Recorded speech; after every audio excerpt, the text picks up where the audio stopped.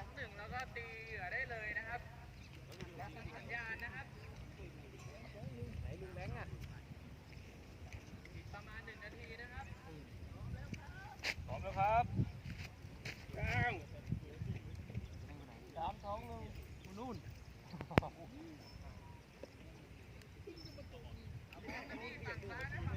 พอเป็นที่ครับ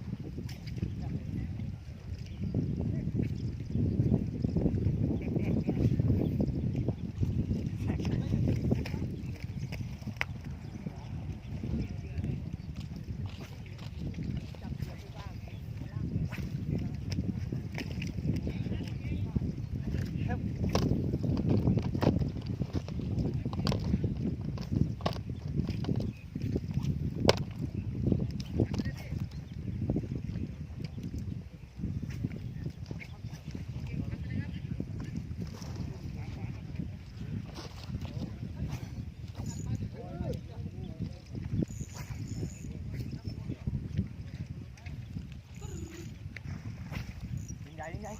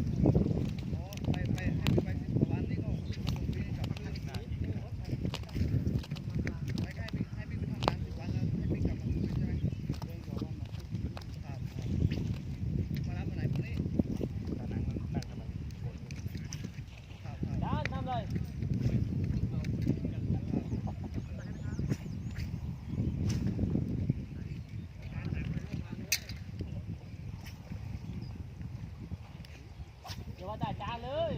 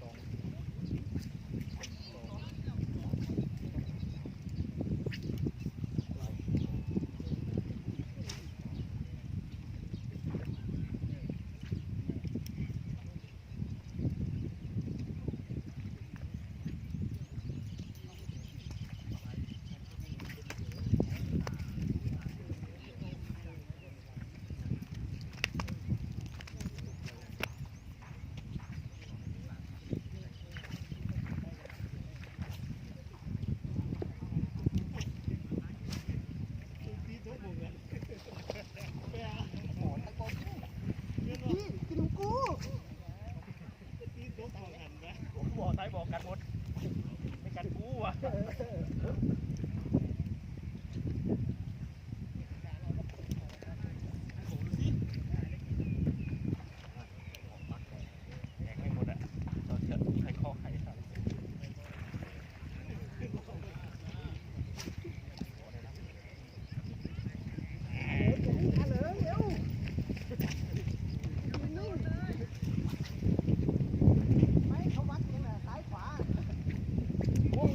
ฝั่งนู้นอ่ะ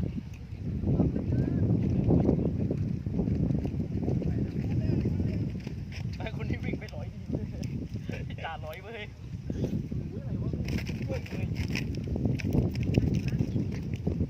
ลูกงานก่อนไม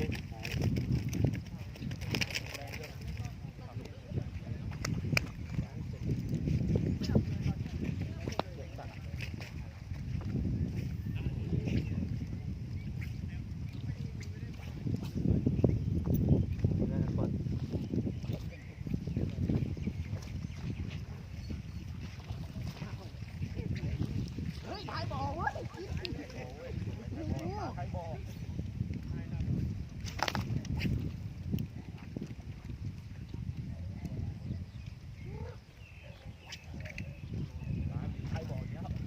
อร้องน้ำหมด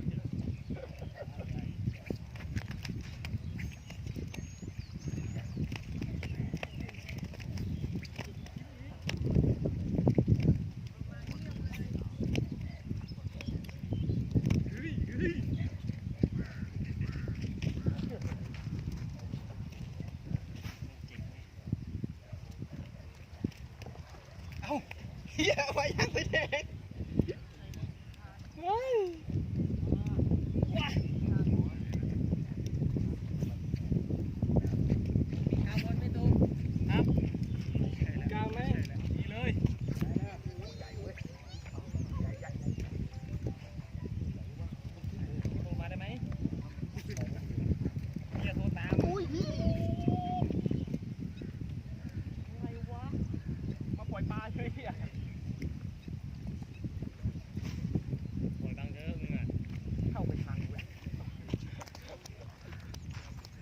าเราติดตัว อะไร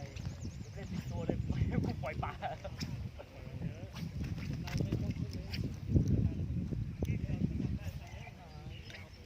ยิ่งใหญ่ด้วยยิ่ง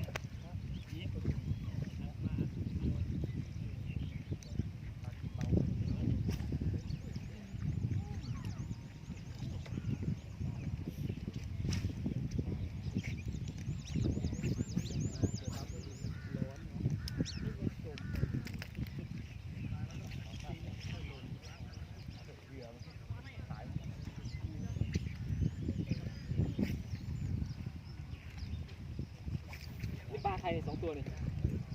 เอาพวกเราเลยบ่ปลายางหอยได้มันมา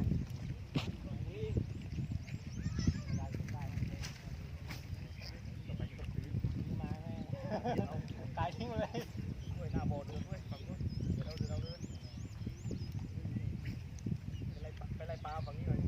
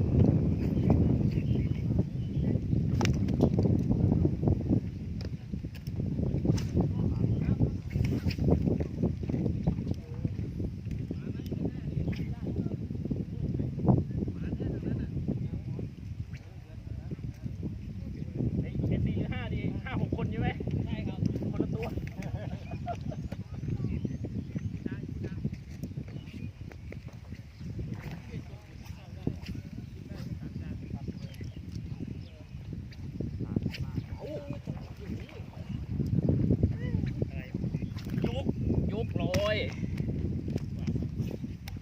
เดินมาเพื่องัดลอยหลุดเยอะอุ้ยกิ๊บทางเลยอะเอ้ยถึงจะดูไม่ได้บอก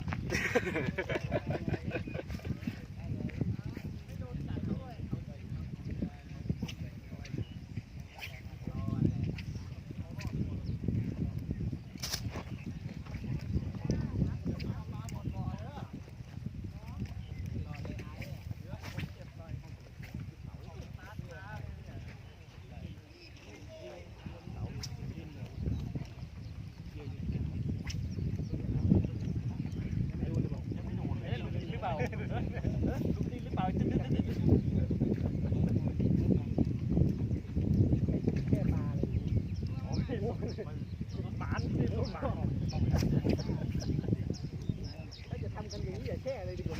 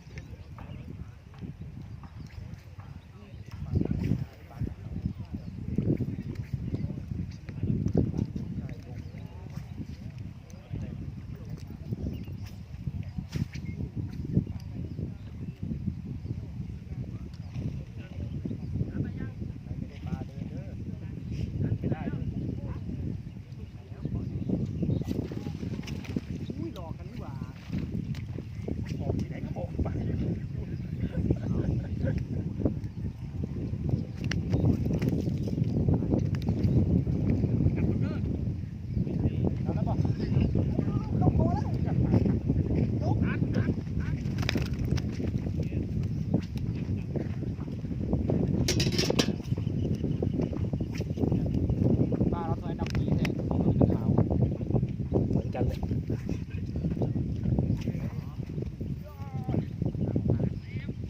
่างกี่ปอนด์ เหลือ2 ปอนด์2 ปอนด์กัน20เหลือ2ไงน่ากลัวจังวะ เฮ้ยของเรากล้องไหนวะนี่เผื่อติดไปกับเขาเนาะ โชว์หน่อยโชว์หน่อย กล้องใครเนี่ยเอ้าเหี้ยขาด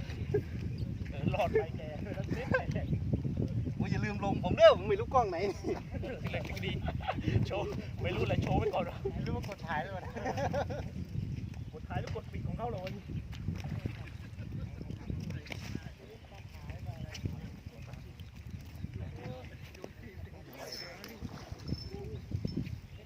เอาข้างหลังเราก็เดือดนะครับสับเหมือนกัน โอ้เจ้านี่เขาสับตลอด ไปเร็วไปหลังด้วย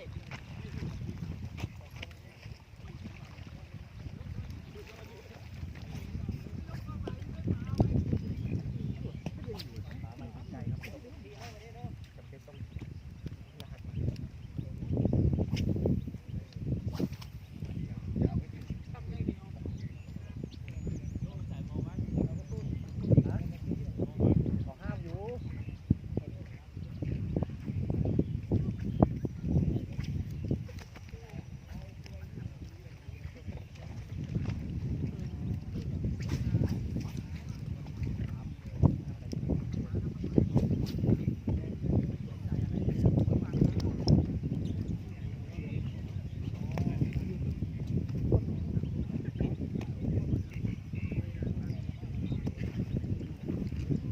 แบงค์เอ้ยแบงค์ทำบ้านให้อภัยเร็วกลับมา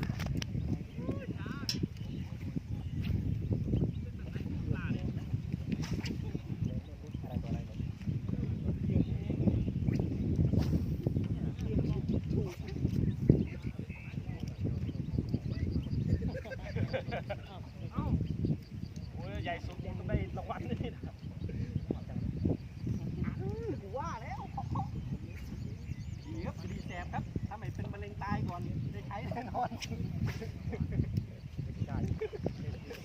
ใช่เป็นเลขตาย สาวรู้ลุงแบงค์แล้ว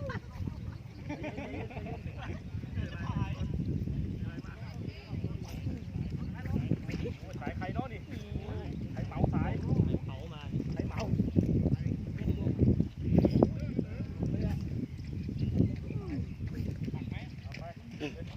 คดีไหนจ๊ะ ก่อนเลย ดีไปเลย เรียบร้อย เดี๋ยวผมดูคิมไหนรอสนุดเลยครับผมใส่ยังใส่ใส่ยังอีกก็ตัวยัง ไม่ได้สักตัวกัดไหมไม่กัดเลยบอกโอ้ยเมียรถโทรมาเด็กสโลว์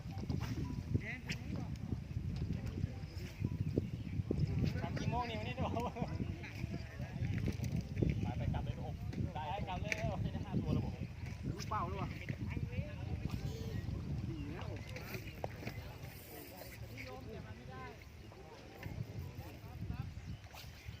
เราโทรกลับเด้อเมียโทรมาเด้อเมียโทรมาอย่าไปรับโทรมารีบรับ ขวามาตามเลยครับตามเลยตามเลยครับตามเลยตามเลย มาเลยครับมาเลยมาเลย ตามเลยตามเลยตามเลย เอาไปสายคืนแล้วชิบหายเรากลับถังพับสิ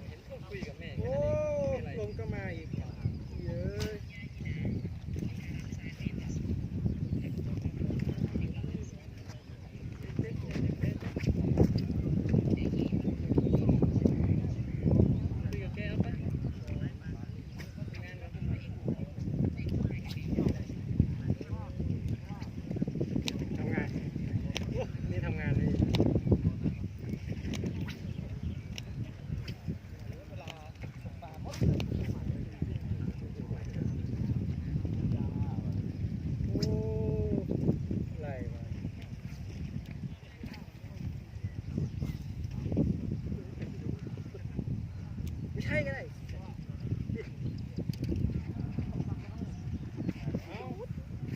อันนี้เป็นอะไร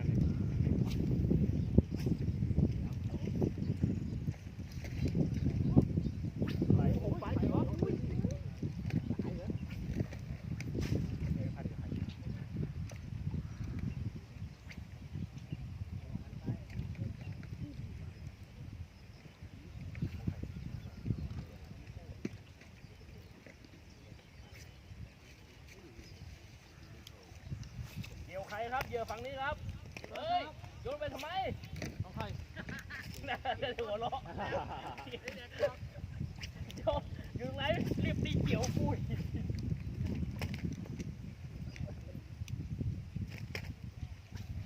ปุ้ยเหยื่อซะหน่อยเว้ย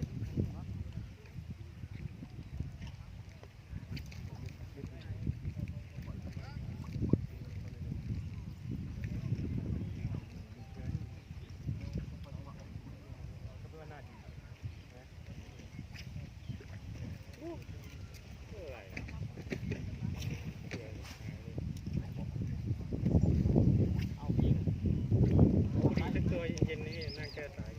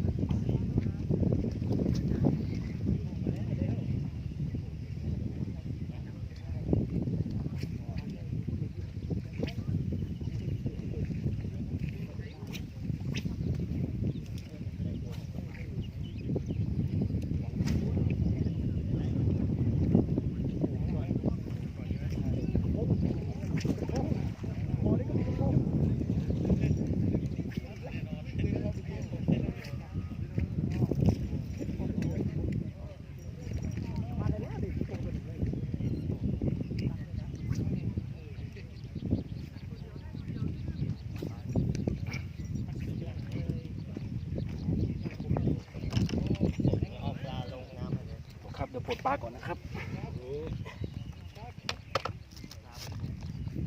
ช่วงปลาเช้าเราได้5ตัวครับปลาเช้าไซส์ก็สวยอยู่ครับได้5ตัวปลาเช้าเราค่อยมาดูตอนเคาะแล้วกัน